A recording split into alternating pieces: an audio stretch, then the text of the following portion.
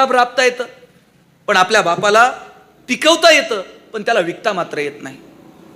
10 रुपये किलोनं बटाटा घेतो आणि वेपर्सचं पाकिट कितीला घेऊन येतात? 10 रुपयाला वेपर्सचं पॅकेट घेऊन येतात. 10 रुपयाच्या वेपर्सच्या पॅकेटमध्ये किती वेपर्स असतात? हवाच विकत घेतो आपण, 2-4 वेपर्स फ्री मिळतात हवेवर, अशी परिस्थिती आहे. पण त्या वेपर्ससाठी काहीतरी व्हॅल्यू ॲडिशन आहे, काहीतरी पॅकिंग आहे, काहीतरी प्रक्रिया आहे. आम्ही त्या प्रक्रियेकडे मुद्दाम लक्ष दिलं नाही. अहो, साधा चाळा मारून धान्य नेलं तरी 2 रुपये बाजारात जास्त मिळतात, पण ही व्हॅल्यू ॲडिशन करण्यासाठी अपेक्षित असणारी कौशल्य आम्ही आत्मसात करू शकलो नाही. म्हणून इथं बसलेल्या सगळ्या मुलामुलींना सांगणं की आम्ही काहीतरी प्रक्रिया उद्योगांकडे वळलं पाहिजे. आता राहुरी कृषी विद्यापीठाला मी मॅनेजिंग काउन्सिल मेंबर म्हणून काम बघतोय. विद्यापीठाची वेगवेगळी संशोधनं शेतकऱ्याच्या बांधावर गेली पाहिजेत. काहीतरी व्हॅल्यू ॲडिशन आम्हाला करता येईल का, यासाठी आम्ही प्रयोग केले पाहिजेत. इथं उपस्थित असणाऱ्या सगळ्या विद्यार्थी आणि विद्यार्थिनींना माझं सांगणं आहे, उद्योग, व्यवसाय, व्यापार या संदर्भानं आपण विचार केला पाहिजे. 93-95 आम्ही गॅट करार स्वीकारला, खुलं आर्थिक धोरण स्वीकारलं.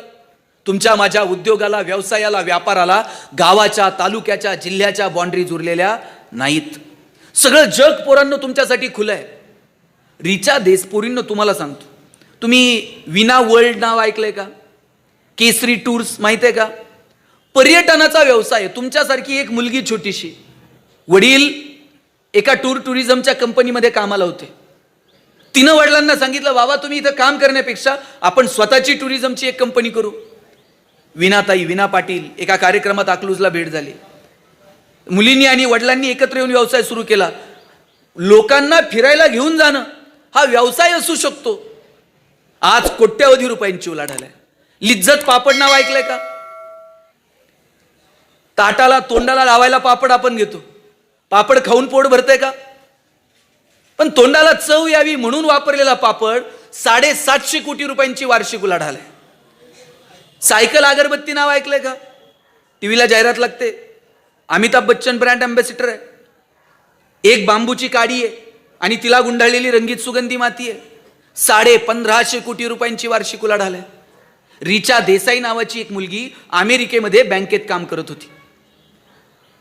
तिच्या लहान पोराला खेळायला तिच्या आईनं भारतातून 1 लाकडाचा गाडा पाठवला. आपल्याकडे तो 3 चाकाचा गाडा असतो ना, पांगुळ गाडा, ते पांगुळ गाडा पाठवला अमेरिकेत.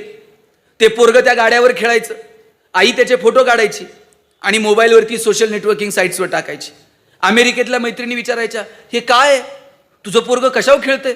ती सांगायची, हे खूप भारी यंत्र आहे, याच्यावर लहान मुलं चालायला शिकतात.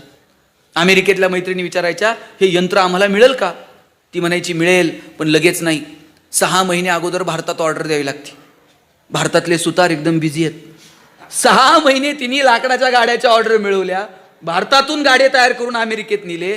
आज तिची एलो जिराफ नावाची संस्था आहे, कोट्यवधी रुपयांची उलाढाल आहे. खेळणी बनवून घेते आणि बाजारात विकते. उद्योगात, व्यवसायात, व्यापारात यायला आपल्या डोक्यात विचार येतो, आमचं कोणच नव्हतं, आता आम्हाला जमल का? पैसे नाहीत. बाजारात सगळं उपलब्ध आहे, फक्त एक गोष्ट बाजारात मिळत नाही आणि ती म्हणजे हिम्मत. ती हिम्मत पोरांनो तुमच्याकडे असली पाहिजे. इथं बसलेल्या सगळ्या आई वडिलांना माझं सांगणं आहे, या पोरांना मोठी स्वप्न बघू द्या.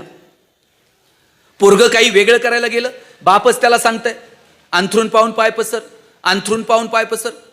चला ते पोरगं हातपाय खोडून खोडून मरून गेलं, पण बापानं काय त्याला कधी हातपाय पसरू दिले नाहीत. बापानं सांगितलं पाहिजे, हातपाय पसर, अंथरुणाचं काय करायचं तुझा बाप बघल. एवढी धमक आम्हाला आमच्या लेकरामध्ये निर्माण करता आली पाहिजे. एवढी स्वप्न आम्हाला आमच्या मुलांना दाखवता आली पाहिजे. आणि म्हणून उद्योग, व्यवसाय, व्यापाराच्या दृष्टीनं पोरांना, इथं शिक्षकांना मी सांगेन, गावातला एखादा उद्योजक असेल, कधीतरी शाळेत बोलवा. 9वी-10वीच्या पोरांसोबत त्यांचं इंटरॅक्शन घडून आणा.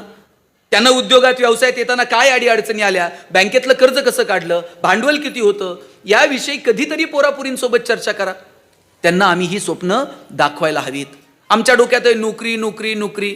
पुरींनो, आमच्याकडे एक बाग आहे, त्या बागेमध्ये 1 क्लर्कची जागा भरायची होती. आता जागा जर 1 असेल क्लर्कची, तर किती जणांना नोकरी मिळेल? जागेत का झोपलेत? 1च जागा आहे, नोकरी किती जणांना मिळेल? अरे काय तुम्हाला बोलता येतंय का नाही? शाब्बास, अरे पोरं हुशार आहेत आमची, तुम्ही बोलत नाहीत. 1 जागा म्हणल्यावर 1लाच नोकरी मिळणार आहे. बाकीचे 999 इंटरव्ह्यूला आलेले घरी जाणार आहेत. एका पोराचं सिलेक्शन झालं, त्याला अपॉइंटमेंट लेटर साईन करून मिळणार. त्याच वेळेला बागेतला शिपाई पळत आला, म्हणला साहेब काही करा पण याला नोकरी देऊ नका. म्हणले काय झालं? म्हणले बागेतलं गोरिला माकड मेलंय. आता गोरिलाच जर बागेत नसेल तर लोक कशी येतील? लोक जर आली नाही तर याचा पगार करायचा कशातनं? काही करा पण याला नोकरी देऊ नका. स्वाभिमान शून्य पिढी जन्माला घातली, ज्यांचा त्यांच्या ज्ञानावर विश्वास नाही, ज्यांचा त्यांच्या शिक्षणावर विश्वास नाही. अशा परिस्थितीमध्ये त्या पोरानं बागेतल्या मॅनेजरचे पाय पकडले आणि म्हटलं साहेब मी पडल ते काम करल पण नोकरी द्या, तोंडातला घास असा काढू नका. बागेतला मॅनेजर म्हणला पाय सोड, तुला नोकरी क्लर्कची देतो, तुला फॅसिलिटीज क्लर्कच्या देतो, पण जोपर्यंत बागेत गोरीला येत नाही तोपर्यंत तुला काम मात्र गोरिलाचं करावं लागेल. हा म्हणला पगार आहे ना, मग गोरिला तर गोरिला. रोज यायचा, गोरिलाचे कपडे घालायचा आणि पिंजऱ्यात जाऊन उभा राहायचा. लोक यायची, शेंगा बिंगा खायला घालायची. म्हणला मजा आहे, पगार चालू आहे, डेली अलाउन्स पण सुरू आहे. एक दिवशी कॉलेजच्या मुलामुलींची ट्रिप आली आणि कॉलेजच्या मुलामुलींकडे बघून हे जोर जोरात उड्या मारायला लागला आणि उड्या मारता मारता चुकून वाघाच्या पिंजऱ्यात जाऊन पडला. आता वाघाच्या पिंजऱ्यात पडल्यावर म्हणला नोकरी गेली तरी चालते, जीव वाचला पाहिजे. वाचवा वाचवा जोर जोरात ओरडायला लागला. याच्या आवाजानं झोपलेला वाघ जागा झाला, चवताळून याच्या अंगावर धावून आला आणि हातावर हात ठेवून म्हणला ओरडू नको नाही तर दोघांची नोकरी जाईल. नमस्ते.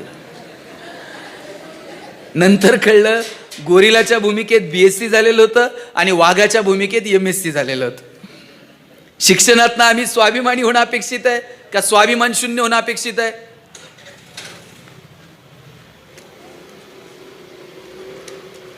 शिक्षणातनं आम्ही स्वाभिमानी होणं अपेक्षित आहे. म्हणून नोकरीच्या पलीकडे जाऊन काही मोठी स्वप्न आम्हाला बघता येतील का याचा विचार करा. जग बदलतंय, ट्रेंड बदलतात, बदलते ट्रेंड आम्ही स्वीकारले पाहिजेत. परवा मी भोरसाहेब एलॉन मस्कचं भाषण ऐकत होतो. एलॉन मस्क नाव ऐकलंय का? ट्विटर विकत घेतलं त्यानं. एलॉन मस्क त्याच्या भाषणात सांगत होता 2050 पर्यंत आम्ही आमच्या देशामध्ये विमानाचे प्रवास बंद करू आणि रॉकेटचे प्रवास सुरू करू. रॉकेट लॉन्च करता येतं, तो म्हणला आम्ही परत जमिनीवर लँड करू. काय विचार करतायत ही पोरं? आमच्या डोक्यात अजून चाललंय मार्क कसे मिळवायचे, हे कसं करायचं, ते कसं करायचं. हे म्हणतंय विमानाचे प्रवास बंद करू आणि रॉकेटनं प्रवास करू. एलॉन मस्क सांगतो 2050 पर्यंत आम्ही आमच्या देशात असे रस्ते तयार करू, त्या रस्त्यांवरून गाड्या धावतील आणि आपोआप गाड्यांची बॅटरी चार्ज होईल. तो सांगत होता 2050 पर्यंत आम्ही आमच्या देशामध्ये अशी घरं तयार करू, त्या घरांच्या भिंती दगडविटांच्या नसतील, सोलर पॅनलच्या असतील. ते घर स्वतःची एनर्जी स्वतः क्रिएट करेल. मला हेवा वाटतो या पोरांचा की ही पोरं विचार करतात आमचं घरच आमची एनर्जी क्रिएट करेल. आमच्या डोक्यात काय चाललंय? आकडा कुठून टाकायचा, मीटरमध्ये वायर कुठून घालायची, आकडा पकडल्यावर फोन कोणाला करायचा. आम्ही कधी बदलणार आहोत साहेब? आम्ही इथेच आमची स्पर्धा गावागावात नाहीये, आमची स्पर्धा बांधाच्या शेजारच्या शेतकऱ्याशी नाहीये, आमची स्पर्धा जगासोबत आहे.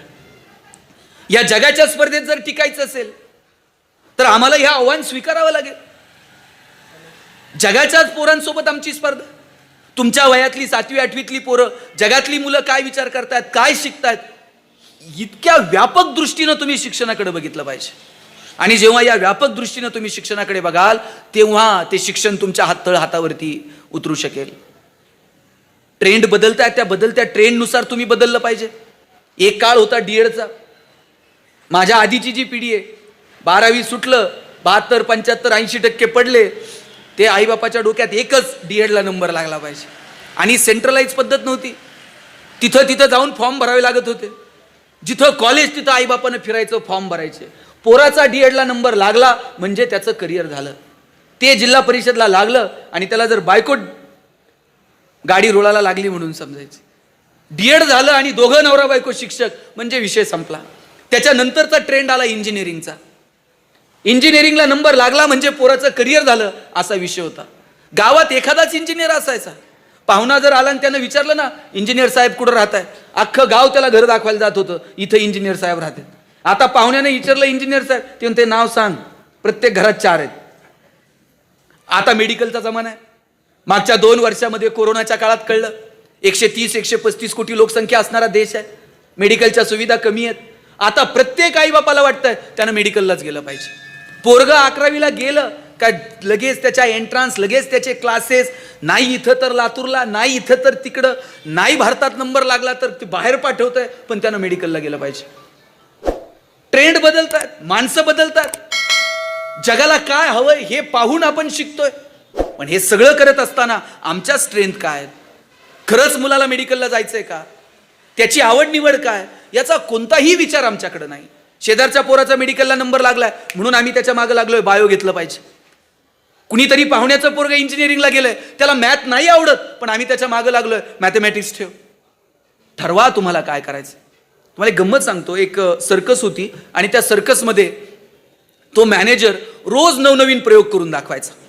एक माणूस त्याच्याकडे एक कुत्र्याचं पिल्लू घेऊन जातो आणि त्याला म्हणतो की माझ्याकडे हे कुत्र्याचं पिल्लू आहे, उद्या तुझ्या सर्कसमध्ये तू ह्याचा कार्यक्रम ठेव.